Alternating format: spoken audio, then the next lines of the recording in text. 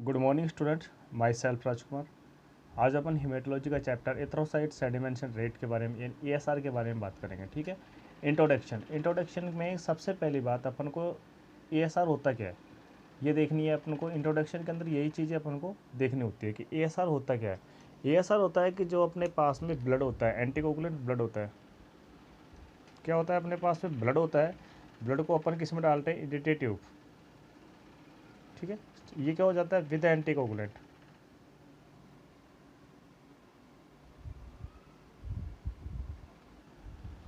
With anticoagulant जो अपने पास में वायल होती है उसके अंदर अपन कलेक्शन लेते हैं। ठीक है।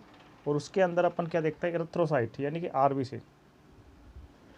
आरबीसी के अंदर सेडिमेंशन रेट को देखते हैं। किसको देखते हैं, सेडिमेंशन रेट को। सेडिमेंशन रेट को देखते हैं। ठीक है।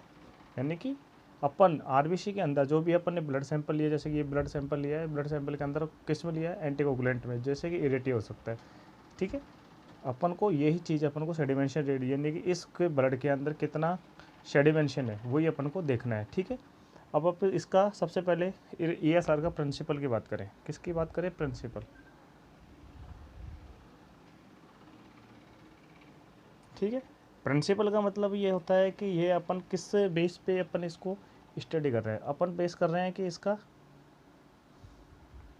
कि जो अपने पास एंटीकोगुलेंट ब्लड है,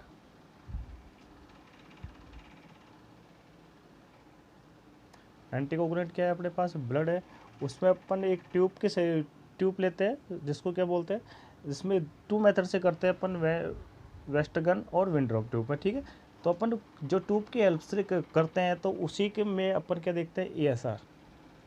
क्या देखते हैं अपन कि ESR। और ये क्या होता है, सबसे मेन बात कि 1 आवर्स में ये टेस्ट क्या होता है, कंप्लीट होता है। ये डायग्नोसिस 1 आवर में क्या हो जाता है, कंप्लीट होता है। सबसे मेन बात यही होती है कि 1 आवर्स में इसको क्या करना पड़ता है, अपन को कंप्लीट करना पड़ता है। और दूसरे प्रिंसिपल की ये बात होती है कि अपने जो ब्लड सैंपल लिया है, उसको विदिन 2 to 3 आवर्स के अंदर ही क्या करना पड़ता है, अपन को डायग्नोसिस करना पड़ता है। नहीं तो उसका ESR बढ़ भी सकता है और कम भी हो सकता है। तीसरी बात कि प्रिंसिपल में अपन क्या बात ध्यान रखनी है, हीमोलाइसिस। अगर ब्लड का हीमोलाइसिस हो रहा है तो उसका ESR अपन नहीं करेंगे। ओके, उसका ESR नहीं करेंगे। अब अपन सबसे पहली बात आती है अपन को कि मेथड, कौन कौन से मेथड होते हैं अपने पास में।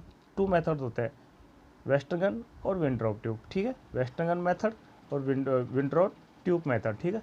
अब अपन वेस्टर्न की बात कर लेते हैं। वेस्टर्न मेथड के लिए मेल में कितना चाहिए, 3 to 10 mm/आवर। ठीक है।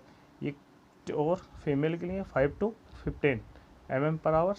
विंटर ट्यूब के अंदर मेल के अंदर 0 से 9 mm/आवर्स और फीमेल के अंदर 0 to 20 mm/आवर्स। ठीक है। अब अपन सबसे पहली बात करते हैं अपन फर्स्ट मेथड की। ठीक है। ऐसे अपन ने फर्स्ट मेथड लिया है। ओके, फर्स्ट मेथड कौन सा लिया अपन ने, western gun.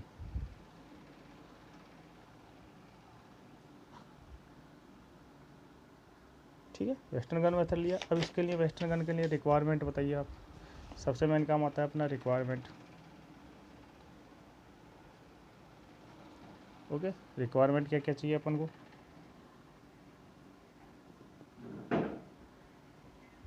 Western gun pipette. ठीक है। सेकंड क्या चाहिए, वेस्टर्न शीट।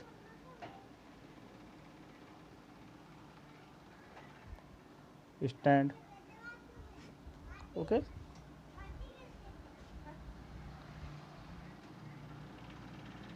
और अपन क्या चाहिए, एंटीकोगुलेंट। ओके, ये अपन को हो गया। अब अपन को वेस्टर्न ट्यूब में क्या होता है, जो अपने वेस्टर्न ट्यूब होती है ये दोनों तरफ से क्या होती है, ओपन होती है। इधर से भी ओपन होती है, इधर से भी ओपन होती है। तो अपन एक तरफ इधर को देख लेते हैं।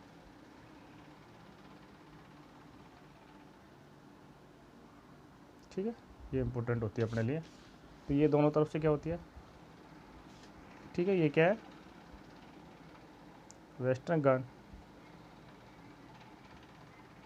ट्यूब। ठीक है, ये पिपेट भी बोल सकते हैं। ठीक है। इसको अपन ने क्या करते हैं 30 सेंटीमीटर की होती है टोटल, 30 सेंटीमीटर में से 2.5 mm क्या होती है इसकी थिकनेस, ठीक है, डायमीटर होता है इसका। और लोअर पॉइंट कितना होता है 20 सेंटीमीटर, 20 सेंटीमीटर, ठीक, मार्क 0 से 200 बॉटम तक, ठीक है, और 0 से 200 तक क्या होता है ये बॉटम तक मार्किंग होती है, ठीक है। अब इसमें अपन सॉल्यूशन की एंटीकोगुलेंट की बात कर लेते हैं। एंटीकोगुलेंट की बात करते हैं तो एंटीकोगुलेंट अपन को कितना क्या लेना होता है ये अपन बात कर लेते हैं। टाइसोडियम citrate,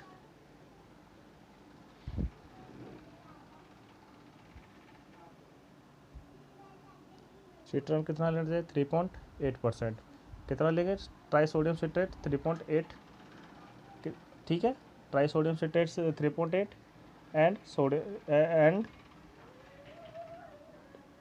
solution and trisodium citrate 0.4 ml, कितने ml में 2 ml में, ठीक है। ट्राइसोडियम सिट्रेट तो कितना लेना है 3.8 और ट्राइसोडियम सिट्रेट 0.4 ml और 2 ml ये लेना है अपन को, ठीक है।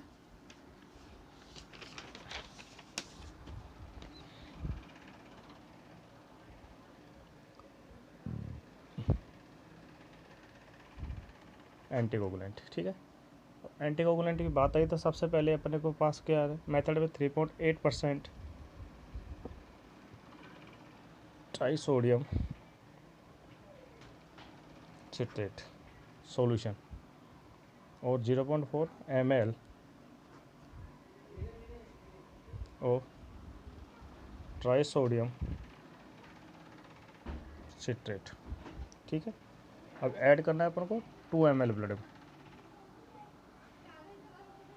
ठीक है। ये अपने पास क्या है 2 ml ब्लड, 2 ml ब्लड के अंदर अपन को ये सबको मिक्स करना है, ओके।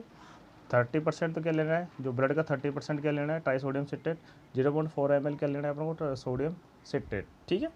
अब अपने पास में प्रोसेस, ठीक है, प्रोसेस में अपन बात करते हैं। प्रोसेस में सबसे पहले अपन क्या लेंगे ट्यूब विद एंटीकोगुलेंट, जो अपन ये ट्यूब लेंगे वो क्या लेंगे एंटीकोगुलेंट वाली ट्यूब लेंगे। फिर क्या करेंगे उसमें एडिंग द ब्लड ट्यूब, ठीक है, जो अपन ने ब्लड सैंपल लिया है उसको क्या करेंगे इसमें ऐड करेंगे। ब्लड सैंपल के बाद filling of the western tube pipette, जो पिपेट होती है जो मैंने आपको भी बताया था, ये जो पिपेट है उसको क्या करेंगे इसके अंदर ट्यूब के अंदर डालेंगे और इसको फिल करेंगे, ओके। फिल करने के बाद में ये ब्लड था इसमें है ना, ये ब्लड है, ये एंटीकोगुलेंट था, ओके।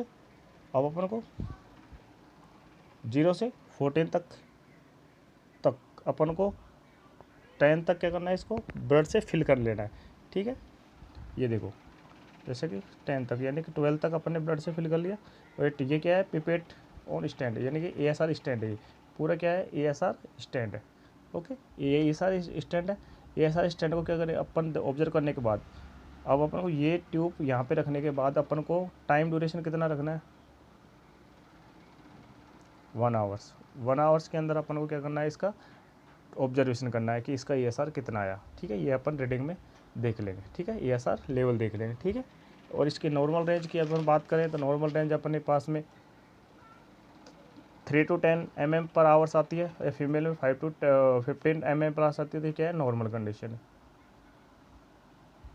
नॉर्मल कंडीशन है, ओके। क्या है एक नॉर्मल कंडीशन है, ओके। अगर ये आती है तो ये इसमें नॉर्मल कंडीशन किसमें वेस्टर्न गन में के अंदर, ठीक है। अब अपन बात करते हैं इसकी प्रिकॉशन, तो एरर किस चीज़ से एरर आ सकती है अपने पास में, ठीक है।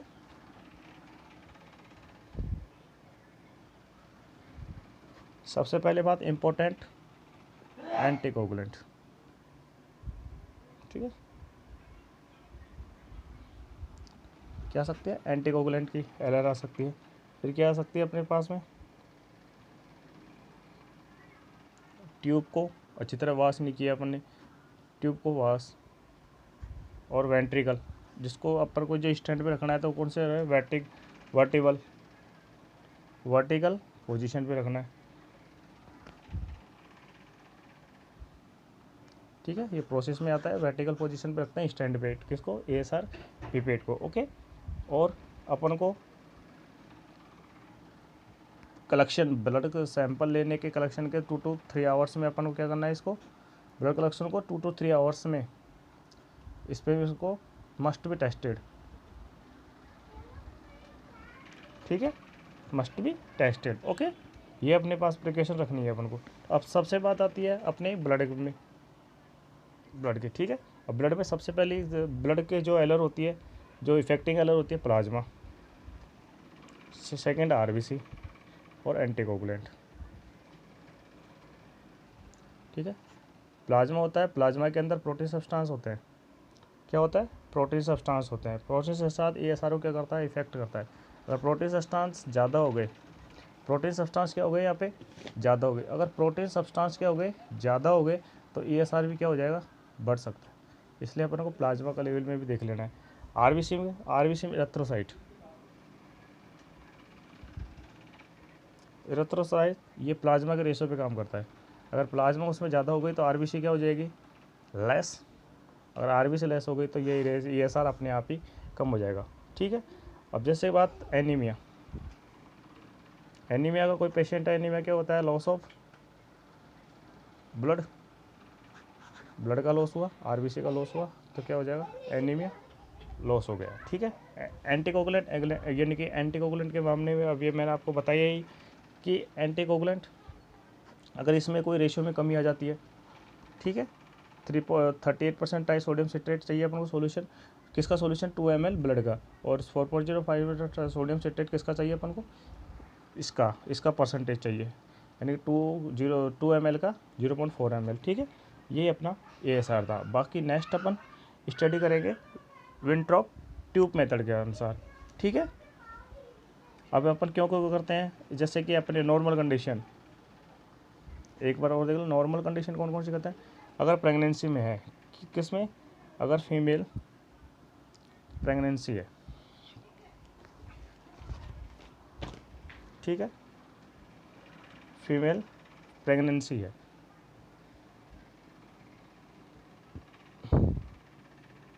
कब कब करते हैं? अगर फीमेल क्या है? प्रेग्नेंट है, ठीक है।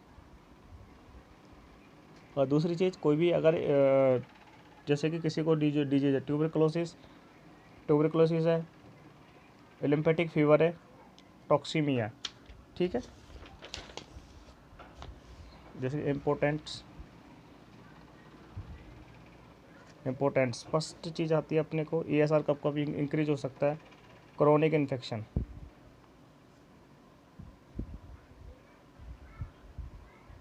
ठीक है। प्रेगनेंसी, ठीक है, इन प्रेगनेंसी, एनीमिया,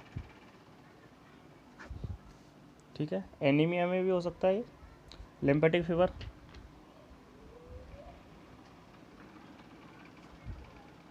ये कंडीशन है अपने पास। कोई भी टॉक्सीमिया, ठीक है, कोई भी टॉक्सीमिया है तो अपन को पास में क्या हो सकता है?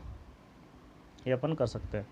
जैसे ASR, newborn infect, newborn baby है अपने पास, उसका भी इन्फेक्शन, पॉलीसाइथोमिया,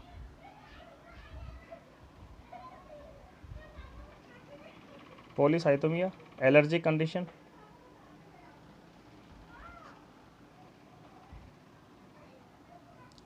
कंडीशन, या हार्ट फेलियर,